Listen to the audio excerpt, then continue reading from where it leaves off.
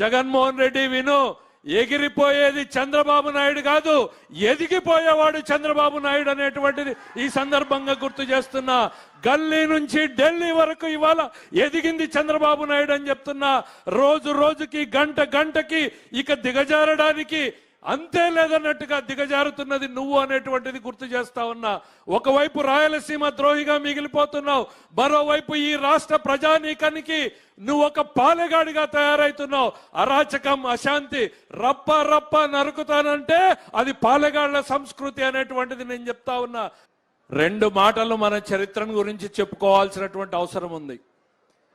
రాయలసీమకు కృష్ణా జలాలు తరలిస్తామంటూ నేను రాజకీయాల్లోకి అడుగుపెట్టిన మొదటి రోజు నుంచి రాజకీయ నాయకుల ప్రసంగాలు వింటూనే వచ్చాం. ఆ కృష్ణా జలాలు రావాలి, మా తలరాతలు మారాలి అంటూ ఎదురు చూసినటువంటి రైతాంగం కరువుతో సతమతమతి పోయిపోతున్నటువంటి పరిస్థితుల్లో అనునిత్యం వర్షం వస్తుందా లేదా అని ఆకాశం వైపు చూడాలి, వర్షం రాకపోతే ఈ ప్రభుత్వం మమ్మల్ని ఆదుకుంటుందా లేదా అని ఏ ఇన్సూరెన్స్ కోసమో ఇన్పుట్ సబ్సిడీ కోసమో చూడాల్సినటువంటి రోజుల్లో ఒకే ఒక్క నాయకుడు రాయలసీమ తలరాతల్ని మార్చడానికి నడుం బిగించాడు. ఆనాడు నందమూరి తారక రామారావు గారు హంద్రీనీవా కాలువని ప్రారంభిస్తే చంద్రబాబు నాయుడు గారు 95లో ఉరవకొండలో శంకుస్థాపన చేసి కాలువ పనులని ప్రారంభిస్తే ఆయన చేతుల మీదుగానే మళ్ళీ ఈరోజు వెడల్పు చేసుకునేటువంటి కార్యక్రమాలను చేస్తున్నాం అనేటువంటిది గుర్తు చేస్తా ఉన్నా. మన పెద్దలు మన తరం ముందు తరంలో చూశారు, పాలెగాళ్ల రాజ్యం గురించి విన్నాం. కరువుతో అల్లాడిపోతూ ఉన్నా కప్పం గట్టమని రైతుల పంటల్ని బలవంతంగా దోచుకుపోయినటువంటి రాజ్యం చేసినటువంటి నాయకులే, ముఠా నాయకులే పాలెగాళ్లు. ఈ రోజుకి మనం అంటారు నువ్వేమైనా పాలెగాడా అని. వాళ్ళు పదల్ని పేదరికంలోనే పెట్టాలి, తాము పెత్తందారులుగా జరపాలి అన్నటువంటి ఒక రాజకీయ ఆలోచనతో నడిపినటువంటి వాళ్లే పాలెగాళ్లు. ఆ వంశానికి చెందినటువంటి వాడే జగన్మోహన్ రెడ్డి రాయలసీమలో పాలెగాళ్ల రాజ్యం దేవాలని చూస్తున్నాడు, అరాచకాన్ని సృష్టించాలని చూస్తున్నాడు.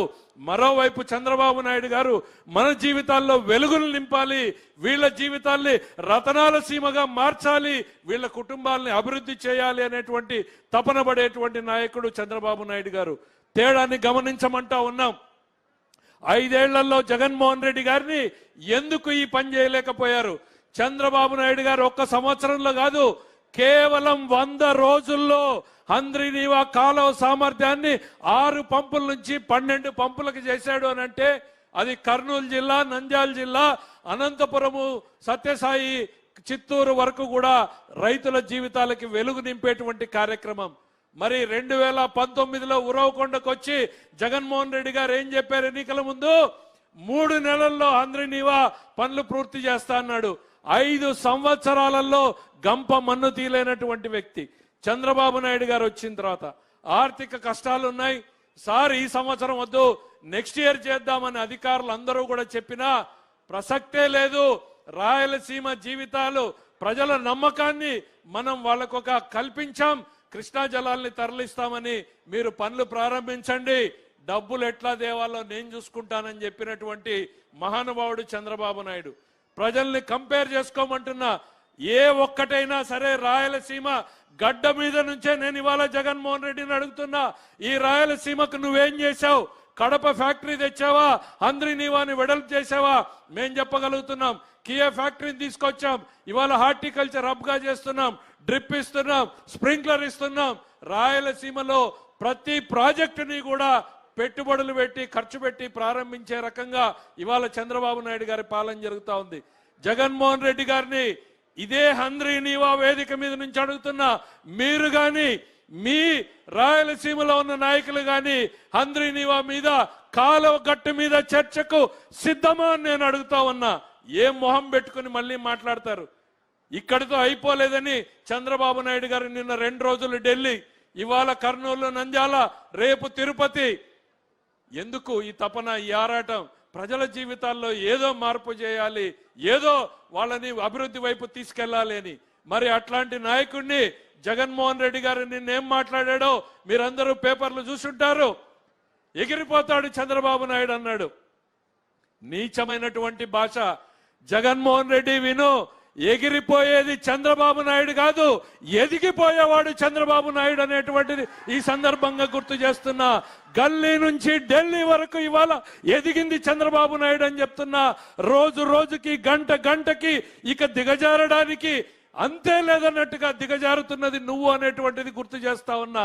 ఒకవైపు రాయలసీమ ద్రోహిగా మిగిలిపోతున్నావు, మరోవైపు ఈ రాష్ట్ర ప్రజానీకానికి నువ్వు ఒక పాలెగాడిగా తయారైతున్నావు. అరాచకం, అశాంతి రప్ప రప్ప నరుకుతానంటే అది పాలెగాళ్ల సంస్కృతి అనేటువంటిది నేను చెప్తా ఉన్నా.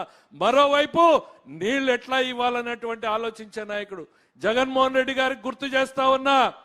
ఇట్లానే 2009లో ఓ పెద్ద మనిషి మాట్లాడాడు, నిన్ను ఫినిష్ చేస్తానన్నాడు.